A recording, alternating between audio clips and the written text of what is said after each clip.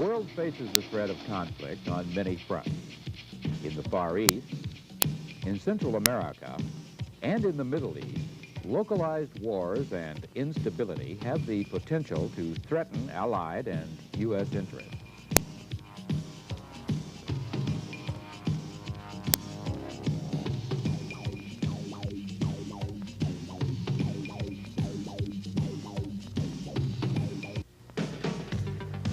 Prepared to respond to these contingency scenarios are highly trained Army Rapid Deployment and Special Operations Forces, ready to react to a crisis on short notice. Key to their rapid response is their ability to operate in concert with the U.S. Air Force, which supports deployment of personnel and equipment with strategic airlift and sustainment of forces in their operational area by theater airlift. Air Force tactical aircraft provide close air support to the Army contingent on the ground. Important to maintaining the ability to fight and win is tough, demanding force-on-force training. Providing this realistic experience to our combat units is what the Joint Readiness Training Center is all about. Hey, bring it up here! Building on the success of the National Training Center at Fort Irwin, California, the Joint Readiness Training Center was established, making it the second component of the Army's Combat Training Center program. The Combat Maneuver Training Center at Hohenfels, Germany, to train forward deployed heavy divisions, and the Battle Command Training Program at Fort Leavenworth, Kansas, to train corps and division staffs, round out the program. The JRTC was established to conduct stressful, realistic combined arms training for both Army and Air Force contingency forces under conditions of low to mid-intensity conflict. This joint exercise at JRTC also routinely includes Navy and Marine combat units. Our goals for this training center are to increase unit readiness, to develop bold, innovative leaders through stressful exercise, to embed strategic force doctrine throughout the Army and Air Force, to provide immediate training feedback to Army and joint participants, and to provide a data source for doctrine, training, and equipment improvements across the force.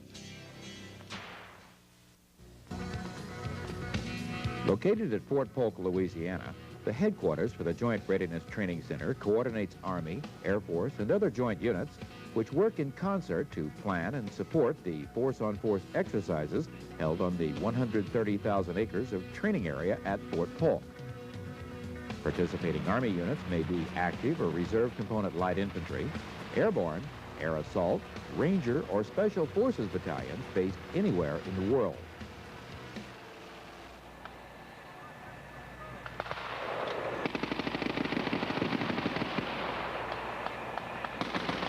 Mechanized and armor units routinely participate as part of the combined arms team.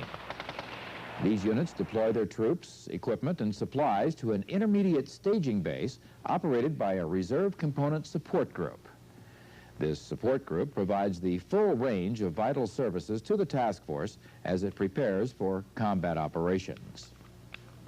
Also located at Fort Polk are 4 FORSCOM Rapid Deployment Brigades.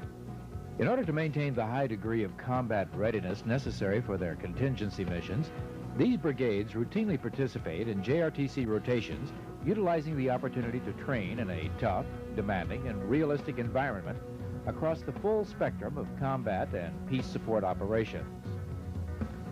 The 2nd Armored Cavalry Regiment, on continuous active duty since 1856, brings a proud heritage to the 18th Airborne Corps. Recently restructured, it serves as the Army's premier light cavalry force. Extremely lethal, highly mobile, and capable of worldwide rapid deployment, the regiment serves as the eyes and ears of the 18th Airborne Corps commander, providing vital reconnaissance and security for the Corps' airborne, air assault, light, and heavy divisions. The 42nd Field Artillery Brigade is the 18th Airborne Corps Artillery's only mechanized field artillery brigade. With its M109 155mm self-propelled howitzers, the 42nd provides long-range, mobile, and accurate general and reinforcing fires to 18th Airborne Corps units. While habitually associated in support of the 101st Airborne Division Air Assault, the brigade can and does support all corps divisions, heavy and light alike. With its unique capabilities, the 42nd Field Artillery Brigade significantly enhances the 18th Airborne Corps' combat power by providing sustained fire support on time and on target in any situation. The 108th Air Defense Artillery Brigade, consisting of the 2nd of the 43rd Patriot Battalion and the 1st of the 2nd Avenger Battalion, provides the full spectrum of air defense coverage for the 18th Airborne Corps. With its versatile combination of short-range air defense and theater anti-tactical ballistic missile capabilities, the 108th Air Defense Artillery Brigade will be a deploying force in support of 18th Airborne Corps contingency operations, ensuring it lives up to the motto, first to fire. The Warrior Brigade provides command and control for the FORSCOM combat support and combat service support units assigned to Fort Polk. The most unique command at Fort Polk, the brigade is responsible for such diverse units as the 142nd Corps Support Battalion, the 36th Medical Detachment Air Ambulance, the 546th Direct Support Maintenance Company, the 814th Engineer Bridge Company, and the 45th Explosive Ordnance Disposal Detachment. In addition to providing normal installation support, Warrior Brigade units routinely deploy worldwide in support of ongoing contingency operations. Months prior to the beginning of an exercise, the JRTC planning staff and unit commanders met to plan the exercise scenario. It's based on the unit's contingency mission and the brigade and division commanders' training objectives. Air Force planners assist in the planning of Air Force operational support and participation in the exercise. The scenarios are built around a mythical island upon which a U.S. allied nation, a hostile enemy nation, and a neutral non-belligerent nation exist. The units scheduled to participate in the exercise are provided intelligence about the nations and the political situation.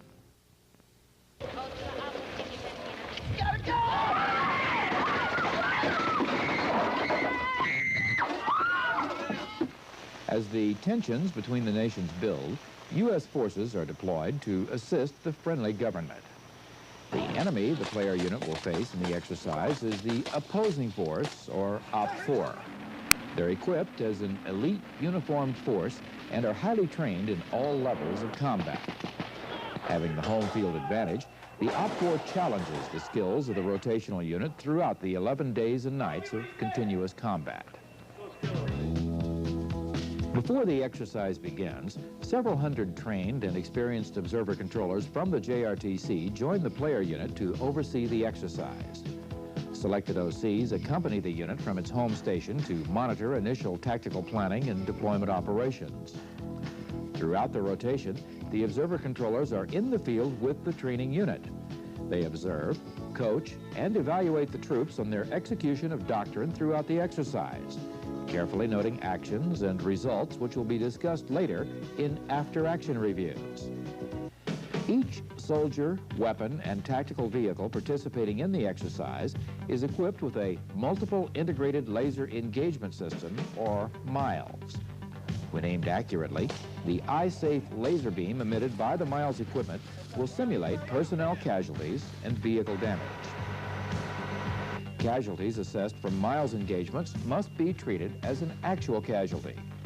Wounded soldiers must be evacuated to a treatment center and cared for by medical personnel before being reintroduced into the exercise as replacements.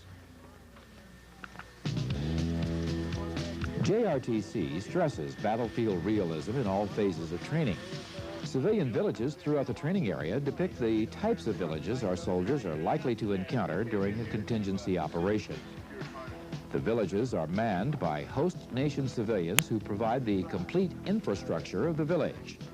The mayor, constable, shopkeeper, and other members of the village provide a critical interface with the conventional unit as well as with special forces, civil affairs, and psychological operations teams. Actual TV and newspaper personnel participate in the exercise, further enhancing the battlefield experience for the commander and his staff. All ammunition and barrier material used in the exercise replicates the same cubic size and weight of the actual items. This factor stresses the unit logistical systems required to transport and issue these items.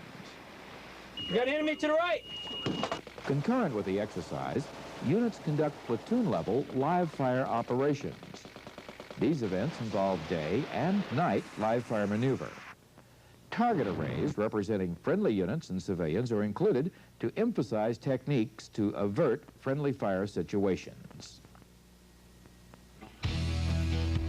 Special Operations Forces participate in every exercise. These units may be integrated into missions that support the conventional force, or they may conduct unilateral missions in support of the Joint Task Force. Special Forces A teams are routinely introduced into the operational area well in advance of conventional forces.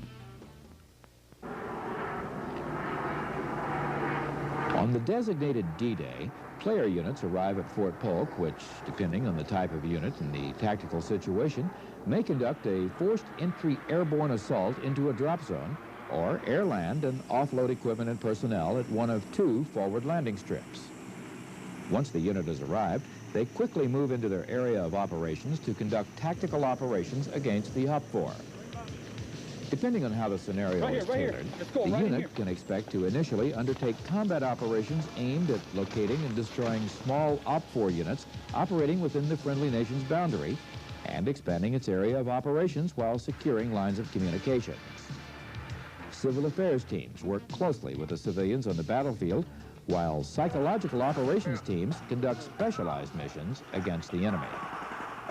Lay down your weapons and come out with your hands up. The conventional forces conduct decentralized, small unit operations and use sophisticated intelligence gathering devices in search of the elusive enemy. Grid 0 9er 6 5 4 0 3 7 6 5. How copy over? Air assaults and ambushes conducted by the player unit take their toll on the enemy forces operating inside the friendly nation's border. As relations between the friendly host nation and its adversary deteriorate, the player unit must dig in to defend against a more sophisticated enemy attack. Before long, the action escalates as the neighboring aggressor nation violates the international border and attacks with armor, mechanized infantry, and close air support. Actual threat aircraft provide additional realism on the battlefield. The player unit aggressively defends against the OPFOR attack using all available combat systems. Combat operations by the player unit swing the initiative back to the friendly forces. Their attacks are made at night using infiltration and deliberate attacks against the OPFOR. It's this kind of realistic, demanding force-on-force training that will allow our units to face the challenge, stress, and fast-paced action of actual combat. A major facet of the exercise are the joint operations involving the Army, Air Force, Navy, and Marines. At Fort Polk, active and reserve Air Force units conduct close air and airlift missions in support of the Army Task Force on the ground.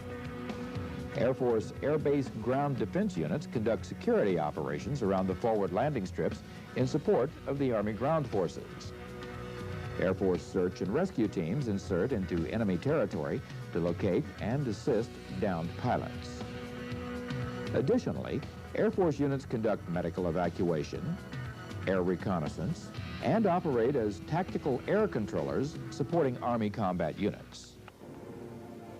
Marine Corps close air support and naval gun liaison teams provide an additional combat multiplier for the ground commander by bringing naval gunfire to bear anywhere within the operational area. Navy SEALs participate in the full range of joint special operations missions. The integration of Air Force and Navy training objectives into the scenario allows practical training in the missions they will perform with the Army in combat. Army and Air Force personnel work together to transport additional supplies and equipment to the combat units in the field. Air Force active and reserve tactical fighters may operate from nearby Air Force bases in support of the ground maneuver. Coordination between the services is key to the success of JRTC training. At Fort Polk, the Army Player Unit maintains its own aviation support. This organic aviation capability provides attack helicopter support, air assault and resupply, medevac support, and serve as aerial observers. Other combat support includes engineers, artillery, air defense, signal, and military intelligence units. Integrated into the exercise is the unit's ability to resupply its forward elements with supplies of fuel, barrier material, ammunition, and rations. A focused effort the first 6 hours after receipt of the operations order, the brigade operations order. During each exercise at the JRTC, leaders from squad to brigade level participate in several after-action reviews. During each after-action review, assessments of how the task force performed are discussed with unit observer controllers who possess a depth of doctrinal knowledge and experience. Key battle actions are reviewed with unit leaders and staff. The purpose of the after-action review is not to criticize, but to guide the participants in an analysis of the actions which occurred and to allow them to discuss improvements that can be made. The OPFOR may also offer suggestions for improvement from their perspective. Likewise, observer controllers meet with smaller elements such as companies and platoons from each type of unit to discuss the actions with the individual soldiers and their leaders. In these reviews, the soldier gains a deeper understanding of how the battle was fought, how his unit contributed, and how they can do better. At the end of the exercise, the unit is provided with a take-home package, which includes the observer controller's comments and videotapes of the after-action reviews. This take-home package will be used by the task force at their home station to plan future training.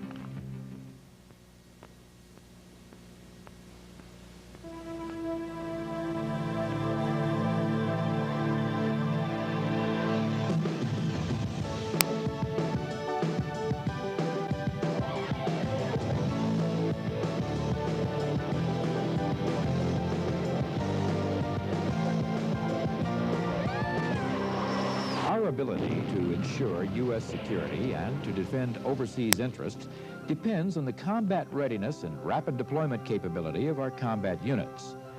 The Joint Readiness Training Center provides the opportunity for the rapid deployment units of the Army and its joint partners to fully train leaders and soldiers to fight and win in any potential conflict.